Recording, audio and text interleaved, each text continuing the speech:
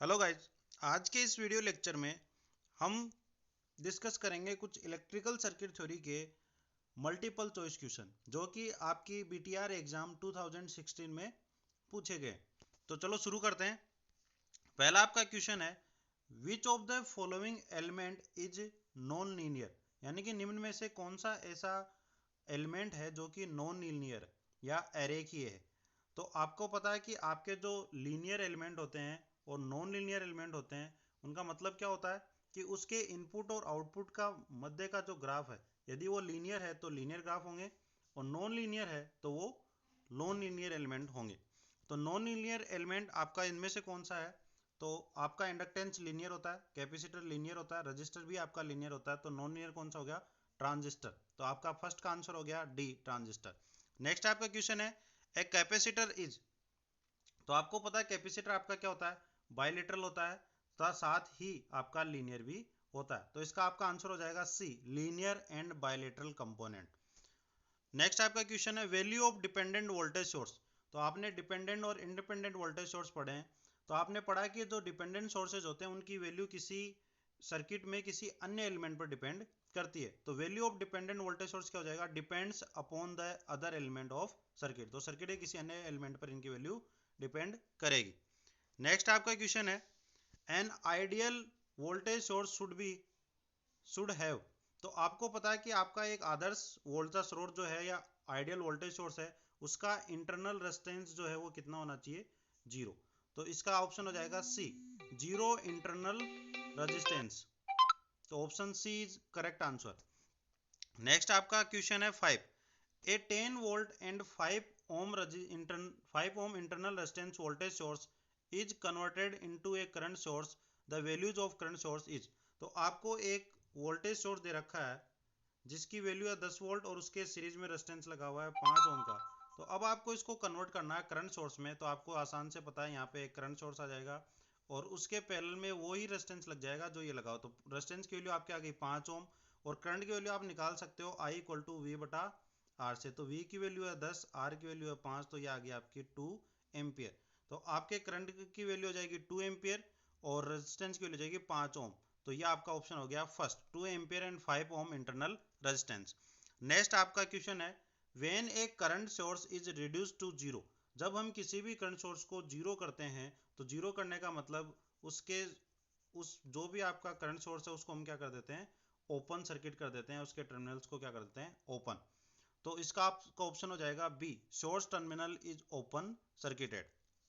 Next आपका question है, two resistor of 4 ohm and 6 ohm are connected in parallel when 10 ampere current. तो यहाँ पर दो रेजिस्टेंस आपके हैं जो क्या है? पैरेलल में कनेक्ट है एक 10 ओम के रेजिस्टेंस के साथ।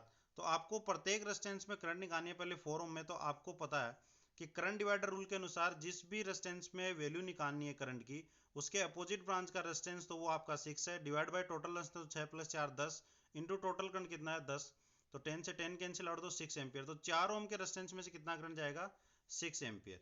और दूसरा 4 में से निकालोगे तो यहाँ 4 आ जाएगा, 10 से 10 कैंसिल आउट हो गया, तो दूसरा कितना जाएगा? 4 एम्पियर। तो आपका इसका आंसर हो जाएगा 6 एम्पियर एंड 4 एम्पियर। तो आपका करेक्ट ऑप्शन हो गया डी। नेक्स्ट आपका क्वेश्चन है, Kirchhoff laws are not applicable. तो आपको पता है किरचॉफ लॉ जो है वो हमेशा आपके पैसिव एलिमेंट है, लीनियर एलिमेंट है, नॉन लीनियर रेजिस्टेंस है, लम्प्ड पैरामीटर है, इन सब के लिए तो अप्लीकेबल होता है। लेकिन जो डिस्ट्रीब्यूटेड पैरामीटर होते हैं जैसे आपकी ट्रांसमिशन लाइन है, उनके लिए अप्लीकेबल नहीं होते। तो आपका 8 का आंसर हो जाएगा बी, 4 डिस्ट्रीब्यूटेड पैरामीटर। नेक्स्ट आपका क्वेश्चन है, a star circuit has resistance of R ohm, the equivalent delta circuit will have resistance element. तो स्टार डेल्टा आपको पूछ रहा है, यहाँ पे कह रहा है कि एक आपको स्टार दिया है जिसमें 3 रेजिस्टेंस लगे हुए हैं आर आर आर। जब इसको आप डेल्टा में कनेक्ट करोगे तो आपको फॉर्मूला पता है कि जो आपका डेल्टा है उसमें आर इक्विवेलेंट जो आपका होगा क्या होगा? जिन दो के साथ वो कनेक्ट है, तो इन दो के साथ कनेक्ट है, इन दोनों का रेजिस्टेंस का सम प्लस दोनों का मल्टीप्लीकेशन डिवाइड बाई कोई दूसरा, तो डिवाइड बाई आर। तो आर से आर स्क्वायर हो तो ये कितना हो गया? 3 आर। तो आपकी वैल्यू, इसका आंसर क्या हो जाएगा? 3 आर। नेक्स्ट आपका क्वेश्चन जो है वो क्या है? वो आपका a delta circuit is consist of 3 6 ohm resistance the value of resistance is equivalent star circuit. तो अब आपको उल्टा पूछ रहा है कि डेल्टा में आपके पास 3 रेजिस्टेंस लगे हैं जिनकी प्रत्येक की वैल्यू क्या है 6 ओम है, तो इसका इक्विवेलेंट जब स्टार बनाओगे तो उसकी वैल्यू क्या आएगी, तो सीधा सा फॉर्मूला है 6/3, यानी कि R/3 हो जाता है जब डेल्टा से स्टार जाता है, और जब स्टार से डेल्टा आता है तो 3R हो जाता है, तो इसके आंसर आपका हो जाएगा C2 ओम। नेक्स्ट आपका क्वेश्चन है ए 3+ J4 ohm impedance is connected across a voltage of 20 at 0 degree current in a circuit। तो आपको कह रहा है कि एक रेजिस्टेंस है जिसकी वैल्यू है 3+ का J4 और एक वोल्टेज सोर्स है जिसकी वैल्यू आपको दे रखी है 20 at 0 डिग्री, और आपको पूछ रहा है कि इसमें से जो करंट फ्लो होगा वो उसकी वैल्यू क्या होगी। तो आप जानते हो कि ओम्स लॉ के अनुसार V = IR होता है, तो I की वैल्यू हो जाएगी V/R। अब आपको दिक्कत ये आएगी कि इसमें जो आपको फॉर्मूला तो आसान है, V/R है, V की वैल्यू भी आपको दे रखी है, V की वैल्यू दे रखी है 20 at 0 डिग्री, R की वैल्यू जो दे रखी है वो दे रखी है 3+ का J4। दिक्कत ये है कि ये जो वैल्यू आपको दे रखी है वोल्टेज की, ये आपकी होती है पोलर फॉर्म। ये कौन सी होती है, पोलर फॉर्म, जिसमें मैग्नीट्यूड और एंगल होता है। दूसरा आपको जो ये 3+ का J4 दे रखा है, ये फॉर्म होती है आपकी रेक्टेंगुलर फॉर्म। लेकिन अब आप पोलर फॉर्म को रेक्टेंगुलर फॉर्म से डिवाइड नहीं कर सकते, तो पहले आप क्या करोगे, इस रेक्टेंगुलर फॉर्म को पोलर फॉर्म में कन्वर्ट करोगे, और उसको कन्वर्ट करने का मेथड क्या होता है, पहले आप जो इसको मान लो कि ये आपकी रेक्टेंगुलर फॉर्म कुछ इस तरह से x+jy, तो इसका आप जब पोलर फॉर्म में कन्वर्ट करते हो तो आपका मैग्नीट्यूड आएगा और एंगल आएगा। तो मैग्नीट्यूड क्या आएगा, x का स्क्वायर प्लस y का स्क्वायर का अंडर द रूट, तो x square plus y square का अंडर द रूट, तो ये हो गया इसका मैग्नीट्यूड।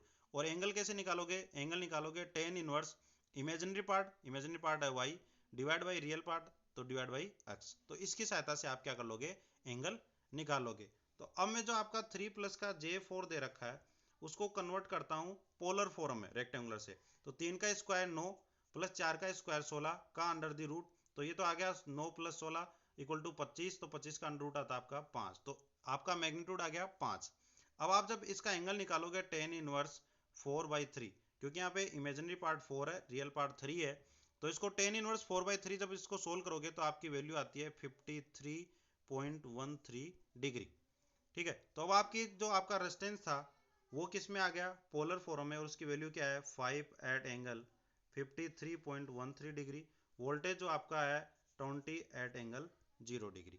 तो अब आप क्या करोगे, I = V/R से इसको सोल्व कर लोगे तो हो जाएगा 20 at angle 0 degree divide by 5 at angle 53.13, तो 5 से 20 कैंसिल आउट होगा 4, और जब भी पोलर फॉर्म में आप डिवाइड करते हो तो एंगल ऊपर जाके हो जाता है माइनस का, तो हो जाएगा 4 at एंगल माइनस का 53.13 प्लस का 0 डिग्री, तो 0 डिग्री का कोई इफेक्ट नहीं पड़ेगा, तो हो जाएगा माइनस का 53.13। तो आपका इसका करेक्ट आंसर हो गया डी, 4 at एंगल माइनस का 53.13 डिग्री। तो इस तरह से भी आपके ऑब्जेक्टिव क्वेश्चन पूछ सकता है, सिर्फ आपको पता इतना होना चाहिए कि पोलर फॉर्म और रेक्टेंगुलर फॉर्म को एक दूसरे में कन्वर्ट कैसे करते हैं।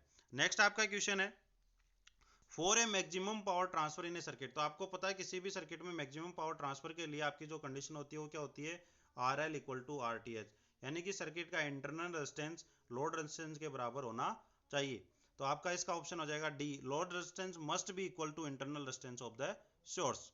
नेक्स्ट आपका क्वेश्चन है in series circuit power factor of circuit on resonance frequency. तो मैंने आपको बताया कि जो रेजोनेंस फ्रीक्वेंसी आपकी आती है उस कंडीशन में आपका पावर फैक्टर cos फाई क्या होता है, वो होता है यूनिटी। और दूसरा आप इसको ऐसा भी समझ सकते हो कि cos फाई = होता है आपका R/Z, और रेजोनेंस फ्रीक्वेंसी की जब बात करते हो तब आपका Z = हो जाता है R, तो Z = R रखोगे तो R/R, R से R कैंसिल, तो बच गया कितना 1 यूनिटी, तो cos फाई आपका कितना हो गया यूनिटी, यानी कि पावर फैक्टर कितना हो गया यूनिटी, तो इसका करेक्ट आंसर है ए।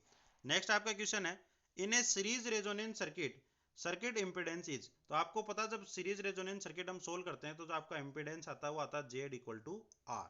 क्यों, क्योंकि Z = जो आपका इम्पीडेंस होता है R² प्लस XL माइनस का XC का होल स्क्वायर का अंडर द रूट। तो जब आप रेजोनेंस पे जाते हो आपका हो जाता है XL = XC, और इस टर्म की वैल्यू क्या हो जाती है 0, तो Z = हो जाता है R², तो Z = कितना आ जाता है R, तो आपका इम्पीडेंस किसके इक्वल हो जाता है, केवल और केवल रेजिस्टेंस के इक्वल। तो आपका इसका करेक्ट आंसर आपका हो गया बी, Z = R।